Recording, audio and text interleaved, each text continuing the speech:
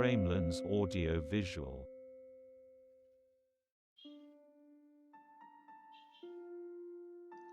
Assalamualaikum warahmatullahi wabarakatuh. Selamat pagi anak-anak semua. Masih semangat belajar ya? Mari hari ini kita belajar mata pelajaran IPA Terapan bersama-sama dengan Bu Sri Darwati SPD.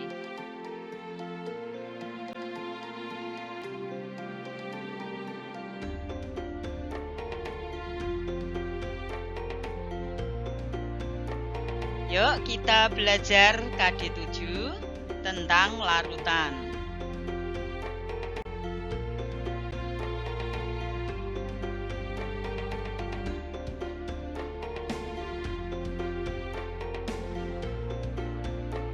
KD7 materinya tentang larutan, diantaranya yang kalian pelajari dan harus kalian pahami betul-betul, diantaranya A.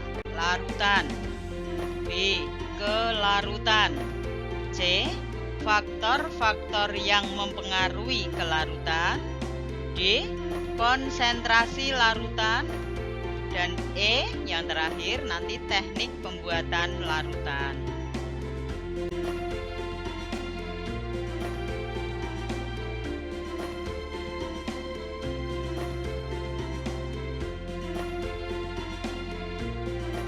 Pada kali ini, tatap muka pertemuan kali ini, kalian nanti belajar tadi dari 5 hal yang harus kalian pahami. Kita bagi 2 pertemuan. Untuk kali ini, kalian nanti belajar 3 hal.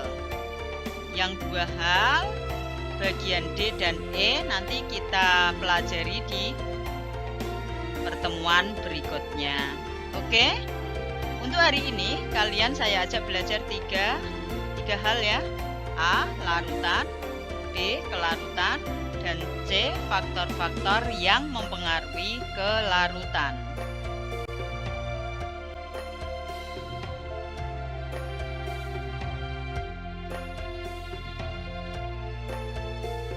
Yuk kita uraikan. Sudah siap belajar sungguh-sungguh ya? Kita bahas dulu bagian A tentang larutan.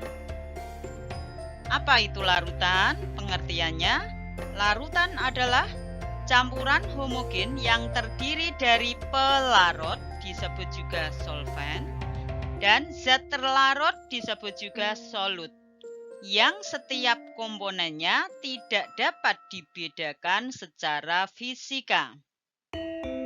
Jadi larutan termasuk campuran homogen yang sulit dipisahkan. Pelarut atau solvent berwujud cair, sedangkan zat terlarut yang tadi disebut solut dapat berwujud cair, padat, dan gas.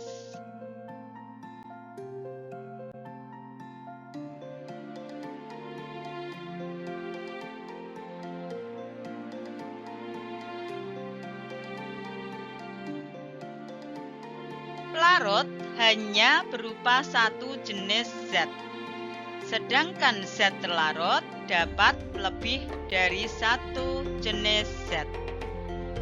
Contoh larutan, misalnya larutan L-oralit. Larutan oralit terdiri dari zat terlarutnya atau solutnya terdiri dari gula dan garam, sedangkan zat pelarutnya atau solvennya air. Itu contoh, salah satu contoh dari larutan.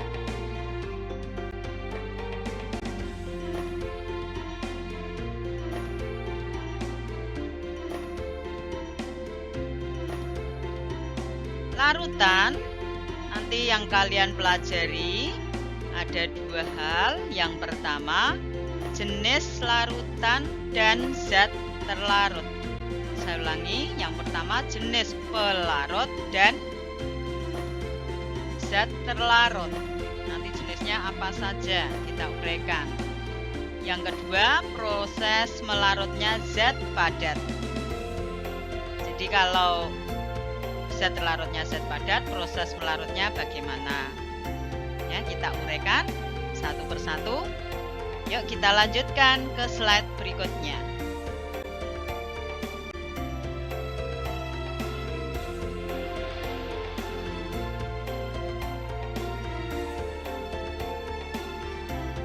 Yang pertama, jenis pelarut dan zat terlarut. Berdasarkan kepolarannya, zat terlarut atau solvent terbagi menjadi dua macam, yaitu pelarut polar dan pelarut non-polar. Apa itu pelarut polar? Kita bahas.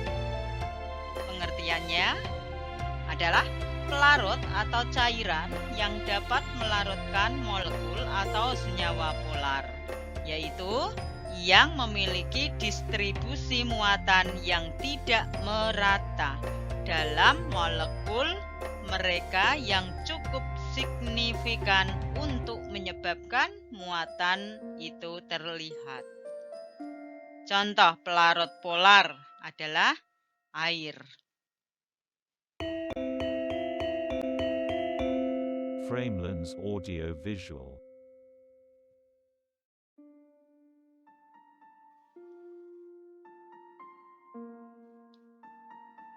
Lanjutnya, kalau tadi pelarut polar, sekarang kita lanjutkan pelarut non-polar. Bagaimana pengertian dari pelarut non-polar? Adalah pelarut atau cairan yang dapat melarutkan molekul atau senyawa yang tidak memiliki distribusi muatan signifikan yang tidak merata di seluruh atomnya. Contoh pelarut non-polar yang baik adalah senyawa hidrokarbon.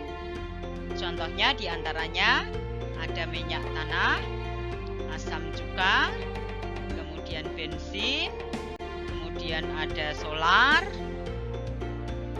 dan masih banyak lagi. Oke, kita lanjutkan ke slide berikutnya.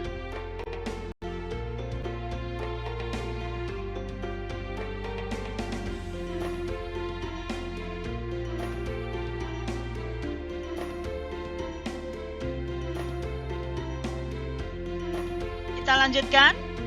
Air merupakan salah satu jenis pelarut polar.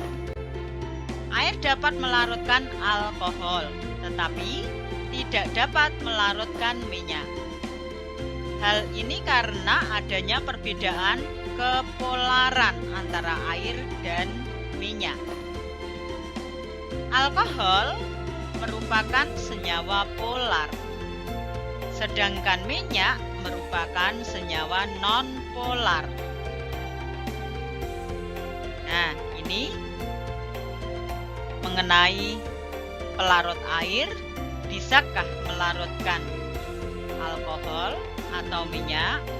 Nah, tadi keterangannya sudah kali dijelaskan Bu Sri, ya. Jadi karena adanya perbedaan kepolaran antara air dan minyak. Air termasuk senyawa polar, sedangkan minyak termasuk senyawa non-polar. Jadi artinya apa? Pelarut polar akan melarutkan senyawa atau zat terlarut yang bersifat polar. Sedangkan pelarut yang bersifat non-polar maka akan melarutkan senyawa-senyawa zat terlarut yang bersifat non-polar. Ya, itu penjelasannya dari keterangan tadi. Oke, kita lanjutkan ke slide berikutnya.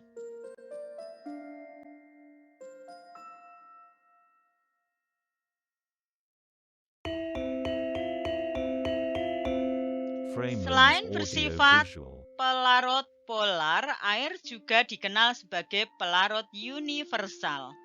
Apa maksudnya? Yaitu pelarut yang baik untuk bermacam-macam zat. Misalnya, garam-garam alkaloida, kemudian glikosida, kemudian asam tumbuh-tumbuhan, kemudian zat warna, dan garam-garam mineral.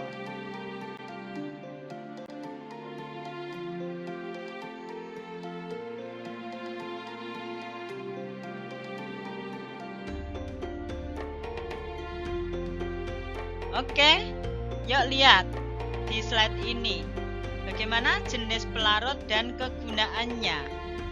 Lihat tabelnya. Di situ ada berbagai macam pelarut.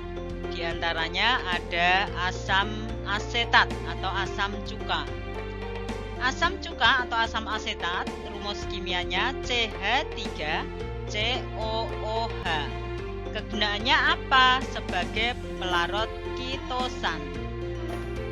Yang kedua, etanol. Rumus kimianya C2H5OH. Kegunaannya apa? Sebagai pelarut yang baik untuk alkaloida, glikosida, damar-damar, dan minyak atsiri. Yang ketiga, metanol. Rumus kimianya CH3OH. Kegunaannya sebagai pelarut parfum. Di sini tadi yang nomor 2 dan nomor 3 itu akhirannya ol. Nah, itu jenisnya alkohol. Jadi jenis-jenis alkohol itu banyak sekali, ada metanol, etanol, ya. Tuh. Kemudian nanti ada butanol, propanol, itu ol itu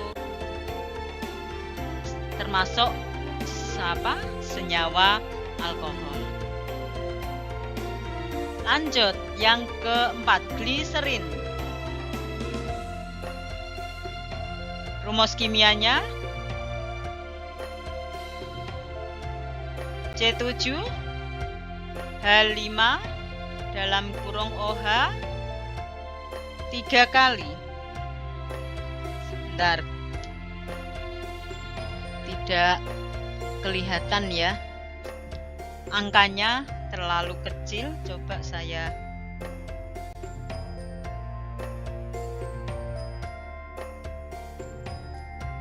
referensinya.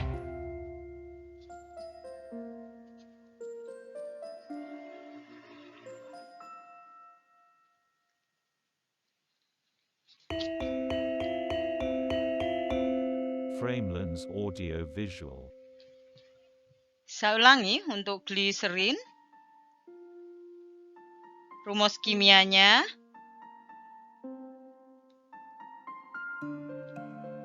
C3H5 dalam kurung OH 3 kali.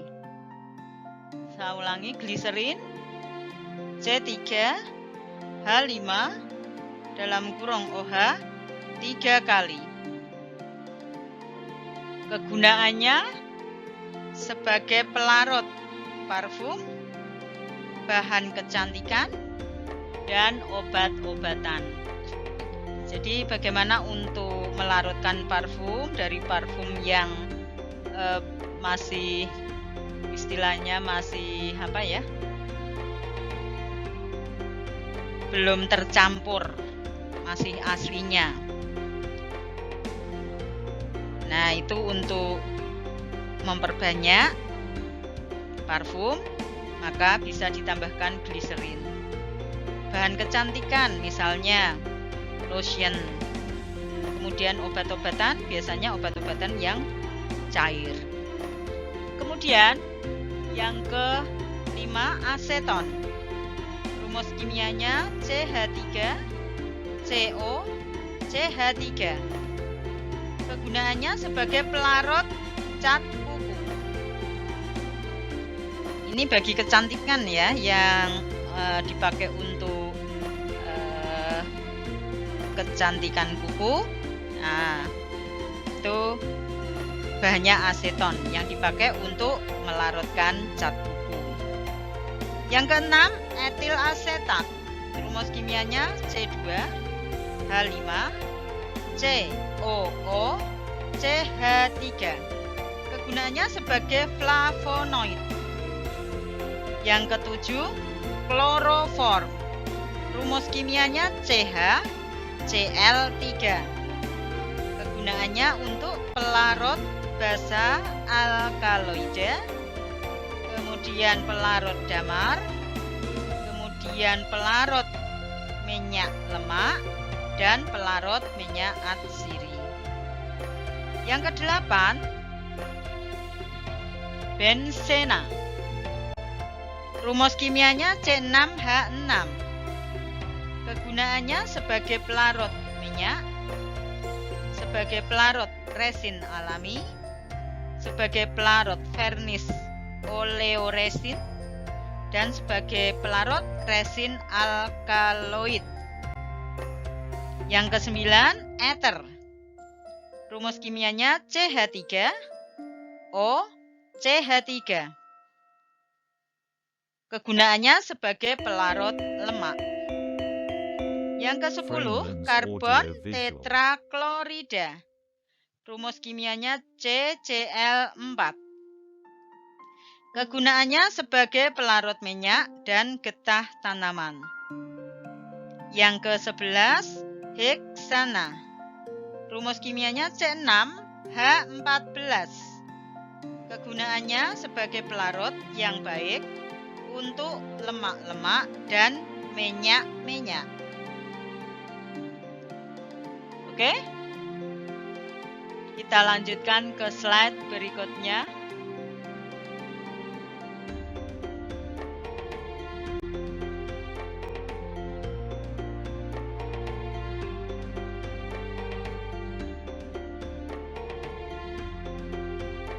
Yang kedua, proses melarutnya zat padat. Suatu zat padat atau kristal dikatakan melarut apabila daya tarik-menarik antar partikel kristal dengan partikel pelarutnya lebih kuat dibanding dengan daya tarik-menarik antara sesama partikel kristal itu sendiri.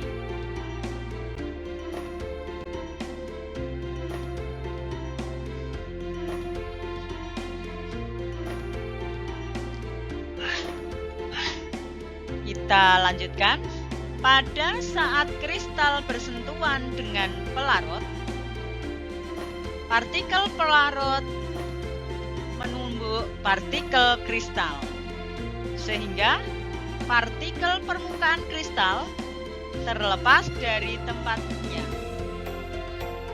Partikel permukaan kristal tersebut akan terus-menerus terlepas hingga akhirnya dikelilingi oleh seluruh partikel pelarut.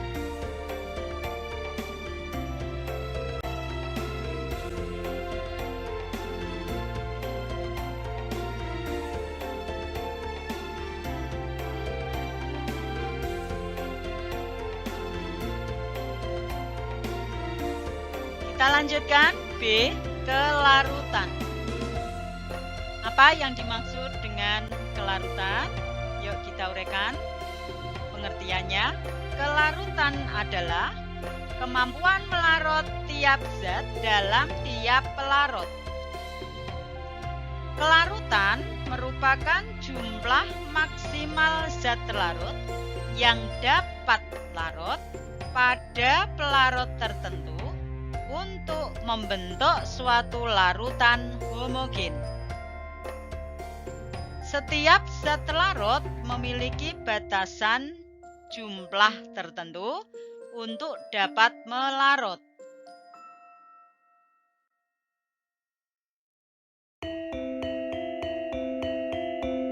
Framelens Audio Visual. Contohnya, magnesium klorida dan natrium klorida. Kedua senyawa ini memiliki kelarutan yang besar dalam air. Sebaliknya, magnesium karbonat dan perak klorida memiliki kelarutan yang sangat kecil dalam air. Selain senyawa anorganik, senyawa organik seperti gula dan amilum atau padi juga memiliki kelarutan yang berbeda. Nah, perbedaan kelarutannya bagaimana? Untuk gula, memiliki kelarutan yang besar dalam air. Sedangkan amilum atau padi tidak melarut sempurna dalam air. Artinya kelarutannya lebih sukar dibanding gula. Nah, dari gula dan amilum atau padi, maka kelarutannya terhadap air bisa dikatakan atau diartikan gula mudah larut dalam air, sedangkan amilum atau padi sukar larut dalam air. Oke, kita lanjut ke slide berikutnya.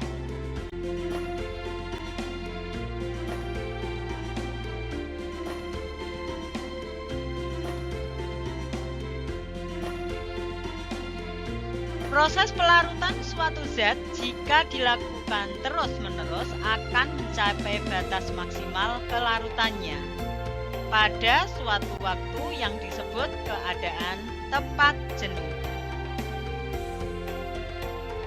Contohnya, pada proses pelarutan garam dalam air.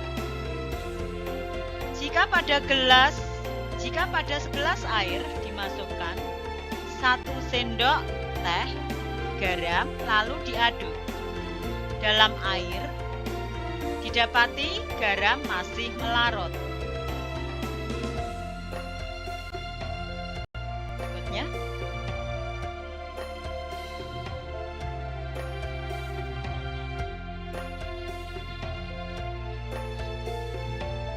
Namun, jika langkah tersebut dilakukan berulang kali, hingga suatu waktu garam yang ditambahkan tidak larut lagi, maka peristiwa menandakan larutan telah berada pada keadaan lewat jenuh.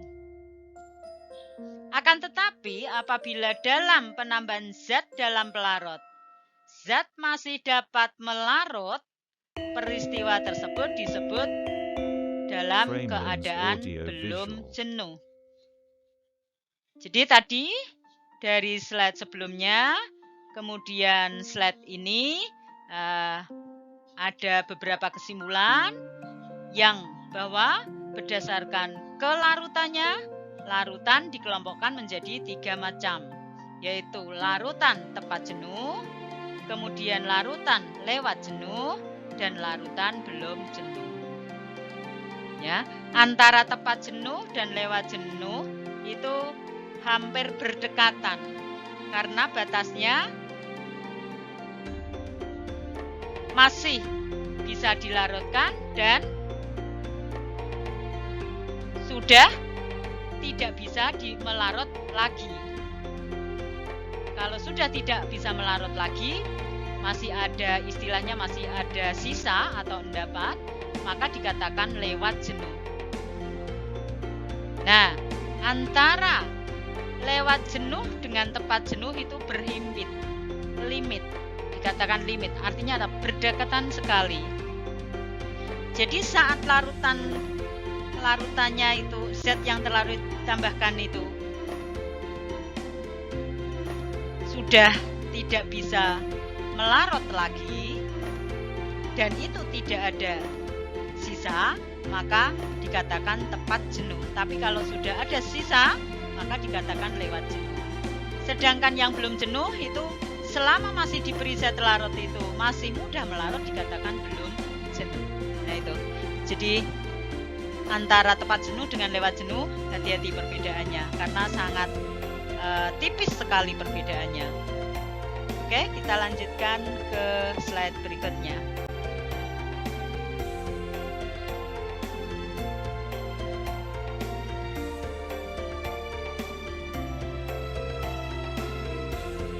Kita lanjutkan C, faktor-faktor yang mempengaruhi kelarutan. Suatu zat terlarut dicampurkan ke dalam pelarut, umumnya zat tersebut tidak langsung dapat melarut, tetapi cenderung mengendap di dasar larutan terlebih dahulu. Hal ini dikarenakan massa jenis zat terlarut lebih besar dibanding pelarutnya.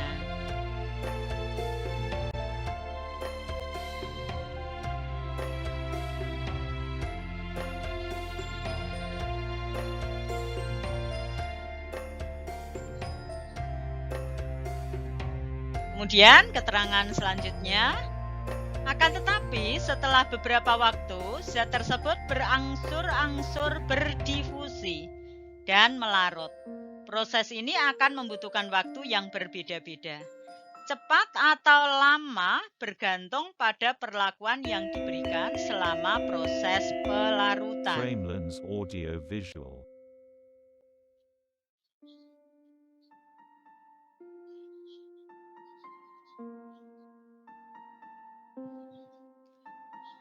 Adapun cara untuk mempercepat proses pelarutan dapat dilakukan hal-hal berikut ini. Jadi faktor-faktor untuk mempercepat terjadinya proses pelarutan itu apa saja? Di antaranya yang pertama, pengadukan bahan. Yang kedua, memperbesar luas permukaan bidang sentuh zat.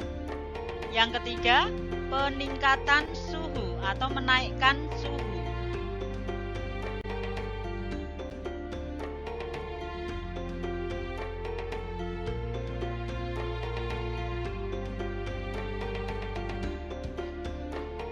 Yuk kita lanjutkan. Tadi faktor-faktor untuk mempercepat kelarutan. Faktor-faktor yang mempengaruhi apa saja? Yang pertama, kita bahas pengadukan bahan. Proses pengadukan akan mempercepat terjadinya persinggungan molekul zat yang akan dilarutkan dengan pelarut. Pengadukan akan mempengaruhi gaya tarik-menarik antar molekul zat terlarut menjadi begitu kecil dan akhirnya molekul terlepas untuk berdifusi di dalam pelarut.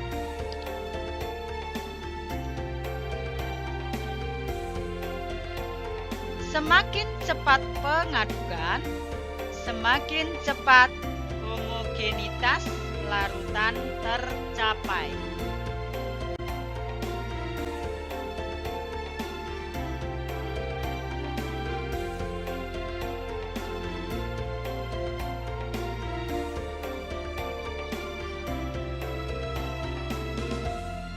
Faktor yang kedua, memperbesar luas permukaan bidang sentuh zat. Perhatikan saat kalian melarutkan gula aren dalam air panas. Ini bisa kalian praktekkan di rumah, bisa pakai gula aren atau bisa pakai gula merah, ya. Kemudian nanti amati sesuai dengan penjelasan di slide ini. Apabila bongkahan gula aren langsung dimasukkan dalam air panas, ya, proses pelarutan akan memakan waktu yang sangat lama, meskipun sudah dilakukan pengadukan. Framelens Audio Visual. Proses ini dapat dipercepat dengan cara memotong gula aren tersebut tipis-tipis atau kecil-kecil, agar proses pelarutannya menjadi lebih cepat. Semakin kecil cacahan gula aren, semakin luas daerah sentuh zat terlarut dengan molekul pelarut. Nah, dari keterangan itu dapat dijelaskan bahwa kalau partikel zat padatnya itu semakin kecil, maka permukaan bidang sentuh zat itu akan semakin luas, sehingga semakin luas permukaan bidang sentuh zat, maka akan mempermudah terjadinya proses pelarutan. Itu keterangannya. Artinya apa? Semakin besar luas permukaan bidang sentuh, maka semakin cepat proses pelarutannya. Oke? Kita lanjut ke slide berikutnya.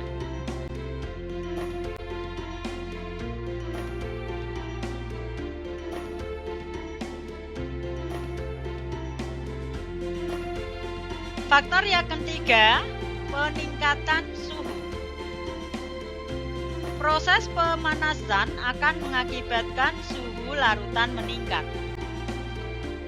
Peningkatan suhu dapat meningkatkan energi kinetik partikel zat terlarut, sehingga partikel zat terlarut dapat bergerak semakin cepat.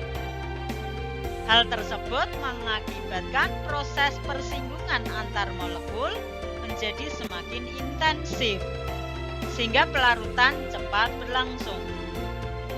Semakin tinggi suhu pelarutan, semakin cepat homogenitas larutan tercapai. Nah, ini kalau dijelaskan ya, bahwa semakin tinggi suhu yang diberikan pada zat terlarut yang dilarutkan dalam pelarut, maka akan menyebabkan partikel-partikel antara zat terlarut itu mudah bergerak, mudah bersinggungan, mengakibatkan terjadinya tumbukan semakin cepat. Tumbukan antar partikel semakin cepat mengakibatkan cepatnya zat pelarut akan melarut ya, atau proses pelarutannya akan semakin cepat. Nah, itu. Jadi prosesnya semakin tinggi suhunya, semakin mudah gerak partikelnya, atau semakin mudah partikel-partikelnya bertumbukan, maka proses pelarutannya semakin cepat. Sebaliknya, semakin rendah suhunya, gerakan partikel untuk tumbukannya semakin lambat, maka proses pelarutannya semakin sulit atau pelarutannya semakin kecil. Oke? Yuk kita lanjutkan berikutnya.